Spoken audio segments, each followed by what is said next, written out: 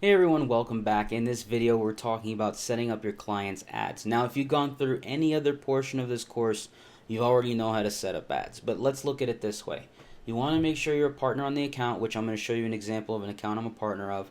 And when you're setting up the ads, you should be able to see, for one, that it's you setting them up. There should be a way for your history to basically showcase that you or someone within your agency is running the ads, and then you're able to showcase this to your client so that they know that everything's being done effectively.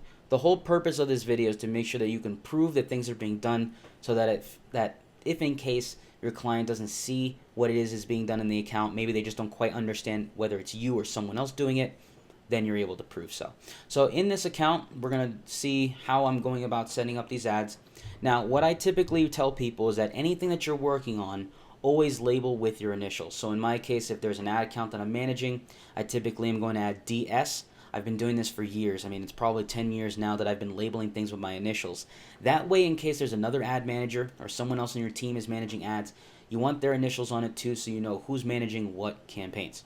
So you can see I have these labeled with DS, and you can see on the right side there's this little icon here, and it shows the history, so that whenever you're setting something up, it should show who is working on that campaign. You can see my name here, David Schloss. Anytime Facebook is approving or rejecting or accepting delivery, it's going to say Facebook. And then of course you could see anytime I've worked on ads. This is good for you because if you're managing people within your organization to run ads, this is where you could check who's managing it. Now, if you're using a third-party tool to collect data and deploy ads, most of the time it's just going to say Facebook user or just Facebook. So keep that in mind. If you work on things in the ad manager, it'll show your name. Now, of course, as you are creating these ads, you already know how to go about creating the campaigns, the ad sets, and the ads.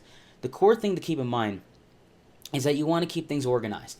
Now, I like to do things based on a naming convention that the general public or the client themselves can understand. So for example, you have, in this case, it's a webinar, right? There's my name, DS, webinar. It's a CBO. If it was an ABO, I would put ABO. And then what copy variation in this case in my testing, right? This is a blend of audiences. It's lookalikes, it's interests, all sorts of things. So the purpose of the campaigns is to showcase which variation of copy am I testing. It's the same images and it's the same audiences, but different copies. So I want to at least be able to label the campaign based on which copy variation am I testing. So this is copy 3, this is copy 2, and then of course copy 1. With regards to the audiences, I make it very clear. What lookalike audience am I testing, and what am I layering it with? In this case, I'm layering it with degrees and relationship. So you can see I have a blend of lookalikes 1%, which was easy to find out there.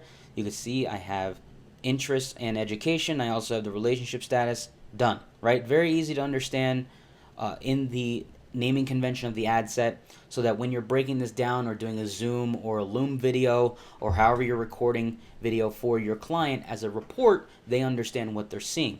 Same thing with the ads themselves. You can see I have image 1, image 2, image 3. This is a copy, a duplication of the ads, but they already know. It's the same 3 variations of imagery, but it's different copy. So we don't have to label it as image 1 C3 or anything like that. In this case, because the campaign's already labeled by copy, I don't have to do that.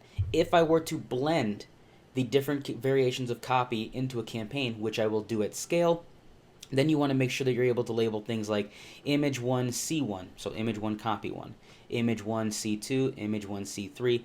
Then you're able to create a best performer campaign at scale, which we've also talked about, and then you're able to see which variation of an image and which variation of copy is performing best. And it also makes it easy for your client to understand what's going on in the account.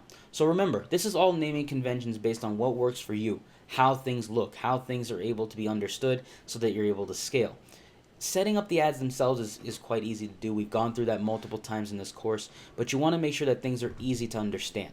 That's the whole purpose of putting it in this fashion in the account. Remember, as you are creating your campaigns, label them as what you're promoting. Is it a webinar? Is it an application funnel, phone call funnel, so on and so forth? Because your client needs to understand what's going on. The easier it is for them to understand, the more your decisions are going to be made together as a team versus just you. Sometimes your client will know more than you, in most cases, on what needs to be done. So make sure you're leaving it as something easy to understand in the account, so that if they see something you don't, they could pinpoint it. I'm not saying turn things off or on, but maybe they pinpoint something to you that's going to help you in your performance. So that's how you go about setting up your client ads. Make sure your naming convention is in a way that is easy to understand on both sides, and so when you're reporting back to the client, you two can work together on the same page. And that's how you go about setting up everything for a successful client campaign.